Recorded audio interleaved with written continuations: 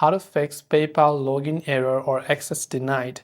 Hey everyone, welcome to the channel. In this video, I'm going to show you how you can fix login error if PayPal says access has been denied. So without any further delay, let's get started with today's video. If PayPal is showing an access denied login error, then there could be many underlying issues for this.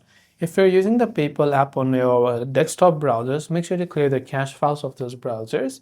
If you're using on the app on a mobile phone, long press the PayPal app icon on Android. Then you can tap on this I button on any Android phone and tap on App Info, which will take you to the app information page. This setting will be found on any Android phone, by the way. When you're here, go to the option called Storage Usage and make sure to clear the cache files and also clear the data. Now, after you've done that, if you're using any type of VPN or proxy settings, make sure to disable those proxy settings as well and turn off any sort of VPN or connections that is changing your IP addresses.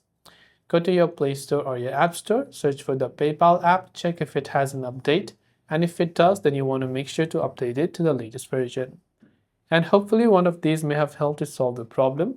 If you have got any further questions, feel free to leave them down below. As always, thank you for watching and see you soon in our next video.